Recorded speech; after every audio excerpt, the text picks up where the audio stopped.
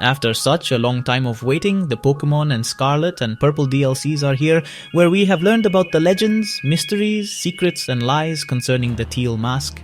Today we will talk about concepts, secrets and legends, as well as those details that many of you probably don't know. So if you like my videos, I invite you to like and follow me so you don't miss anything about the Pokemon world. Beginning with an explanation of everything related to the secrets of the Teal Mask, we should delve into one of the most popular legends of the Noroteo region, a small town which would be immersed in an ancient lie. Two strange visitors with peculiar appearances which evidently were not well received, because of Ogerpon and his rare shape, looking like a small child with a strange face. Sadly, on their arrival in this ancient village, all the inhabitants were quite revolted and afraid of the arrival of the two foreigners. After all, a man skilled in the creation of masks helped them, a fact that would make Ogerpon's life much easier, so that he could go down to the village and surround himself with people and become just another person. This duo of travelers created 4 masks to their credit, which became popular and caused a real furor every time they went down the mountain to join the people in the town's celebrations. But evidently not everything was going to be fairy tales, since so much fame and ambition ended up creating envy, thus appearing 3 new despicable Pokemon such as Okidogi, Mukidori and Fezandipiti called Retainer Pokemon. Not only managed to trick and steal the masks of these 2 foreigners, but also Ogerpon went in search of them. Please forgive me for my pronunciation of Pokemon, I'm really bad at it. Thus getting the villagers to see Ogerpon as the villain of the story, fighting against him and ending up as Noroteo's heroes. Ogerpon was never again welcomed in that village, escaping and hiding high up in the mountains, and this trio of retainers became true heroes of legend known as the Loyal Three. Based on this story that I really loved, we can find that Ogerpon would possess 4 masks, which on this occasion would be his quite particular shape-shifting. Well, I would like to know your opinion about the different masks and shapes of Ogerpon. Let's take a look at them. The first mask of all, Teal Mask, would maintain Ogerpon's plant type, endowing him with the Defiant ability. This mask, representing the moment when he arrived in the village and felt like one of the festivities with all the inhabitants, would be a clear representation of the happiness and joy of the village. The Wellspring mask would endow Ogerpon with the plant water types, adding the ability to absorb water, and this would be a clear representation of the emotion of sadness which would flood him when he saw that the masks had been stolen and 3 villains were escaping with them. Filling its heart with anger and frustration, a representative of the Hearthflame mask, making for the next of the plant fire types, and the Mold Breaker ability, quite possibly at the moment when Ogerpon lost his temper, actually looking like a fire ogre, and became enraged.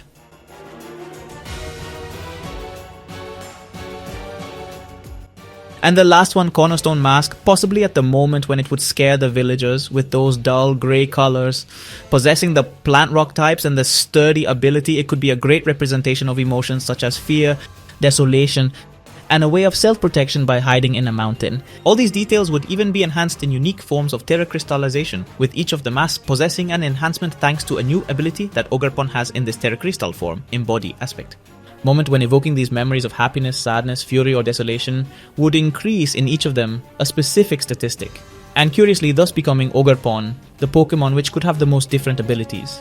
All this obviously depending on the type of mask he possessed. And now, do you like this Pokemon a little more?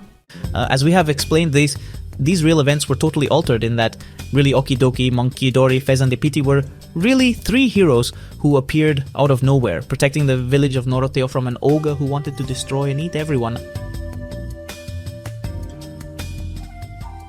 In order for us to understand all these events, obviously we will have to relate the whole legend of the turquoise mask with the story of Momotaro.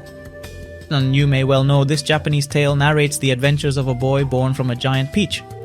This boy, apart from being very strange, decided to go to an island full of demons to get his treasures and would be accompanied by a pheasant, a monkey, and a dog. This legend has been retelling very differently in Pokemon, with Ogerpon being Momotaro himself, fused with the demon ogre. This fusion of concepts including ogre, peach, and pumpkin fruit, a type of citrus fruit similar to a tangerine in the east, suggests this. However, in this version, the dog, pheasant, and monkey who accompany Momotaro are the true villains of the story. These creatures in the Pokédex would be classified as retainers, and the Hachimaki ribbon or traditional scarf in their designs would have a toxic twist. Each of these creatures has exceptional stats, with Okidogi having fighting poison types, Mukidori possessing psychic poison types, and Fezan DTP having fairy poison types. The names of these three creatures represent positivity, good fortune, and bravery. It's a very interesting plot twist. I would like to know your opinion about these three Pokemon. For me, they are really weird, but I think I like their role as villains. Time here to talk about other Pokemon. We can find Deeplin, which is a new possible evolution of Applin that would keep the plant dragon types and would have a new ability called Super Sweet Syrup or Gluttony, which lowers the evasion of its opponents when entering the battlefield. This idea combines Applin's usual apple moth, which is a bug that crawls into fruits, but this time it would do so in a candy apple, which is typical of holidays and celebrations. Such a great Pokemon for the Noroteo celebrations. With the new move called Syrup Bomb, do you think it will have a further evolution? However, we should also talk about Poltchageist. It's not a Sinistcha regional variant or anything like that. Actually, there is a lot of confusion since this Pokemon resembles Sinistcha. And considering the existence of convergent and divergent forms, this creature is actually a ghost and not biologically related to Sinistcha. And how do ghosts reproduce? Oh, you're not actually asking me that. Poltergeist is a grass ghost type mon with the ability of hospitality. This ability allows it to constantly heal the HP of one of its allies as a sign of its hospitable nature. Poltchageist is a Pokemon made of matcha tea powder, one of the most popular green teas in the East, hence the play on words with poltergeist. This is such a wonderful portrayal of the Japanese art of kintsugi, where experts in this craft would repair broken pottery by mending the broken areas with lacquer dusted or mixed with powdered gold to make them look beautiful again.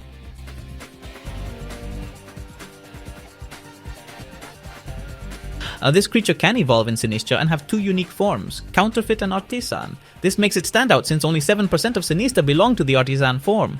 This evolution combines all the mentioned aspects, making it a simple way to create a truly distinct creature. And finally, my favorite example introduces us to a distant relative of Ursaluna. As you already know, Noroteo is related to ancient Hisui, where we could find Bloodmoon Ursaluna, similar to the evolution of Ursaring in ancient Hisui. Very curious that this creature appeared next to Perrin, the photographer. Bloodmoon is the characteristic movement of this Pokemon. In this instance, it is represented by the unique form of Noroteo, a creature that neither evolves nor has a pre-evolution. I'm really confused by this Pokemon, but I love him. On this occasion, unlike Ursaluna, the patterns on its forehead depict a full moon. This signifies the red moon or the blood moon. During lunar eclipses, there may be a strange occurrence where we encounter a creature with a fierce zombie-like appearance. This creature has impressive stats with a special attack of 135 and physical defense of 120, belonging to the special category known as Ursaring or Ursaluna. It's quite interesting to see all the new Pokemon and forms available in the first DLC of Scarlet and Violet, having really peculiar creatures, so I would love to know your opinion of each and every one of these species here under the comments. I really appreciate if you follow my channel and give me a like. Soon we will see each other again.